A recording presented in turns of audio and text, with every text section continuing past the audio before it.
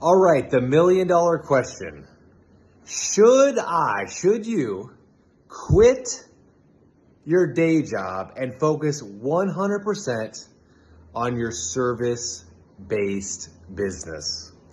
Well, that's the $1,000,000 question, and the $1,000,000 answer is maybe. There are some things that I would certainly think about before I did that if I were you. Number one is I would make sure that you have a strategic plan for your business before you go full time. What that looks like is you have clearly defined mission statement, core values, and target market, characteristics of your target market, guarantee as a company, and then, I know it's hard right now, but have some sort of financial projections of what business will look like 3 years, 2 years, 1 year from now. And then have clear, very clear quarterly goals and quarterly financials that will put you in a position where it would make sense financially to leave your day job. Now, I know you may not be an expert in finances. That's why partnering, bringing someone on that understands how to create a strategic plan, how to put together some metrics, how to look at or put together financial statements for your part-time business before you go full-time. It's very important because what you don't want to do is you don't want to start a business full-time that doesn't give you enough profit in order for you to live full-time. You may want to consider a few things before you get started, in addition to what I just said. Number one, I'm a huge fan of outsourcing, hiring a virtual assistant, hiring someone part-time that can help you before you leave your day job.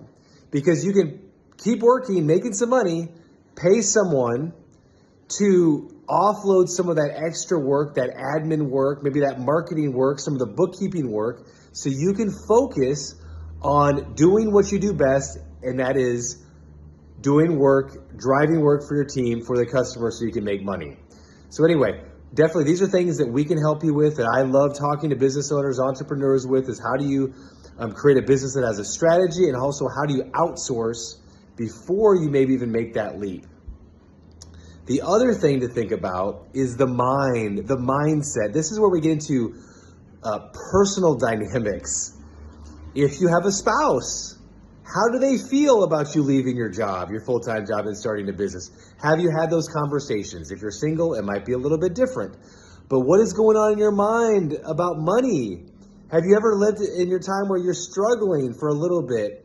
Hey, listen, being an entrepreneur, there can be some roller coasters. So are you mentally ready for it? But ideally, you would put away some money into an emergency fund before you started your business, or you think about a way to have some extra capital available before you left your full-time job and started the business. So once you work with someone like me on putting all those things together in place, and I'm not talking about long drawn out, I'm talking about working intense for 3 to 6 months on these things before you leave your job, before you leave that day job, before you leave that consistent paycheck.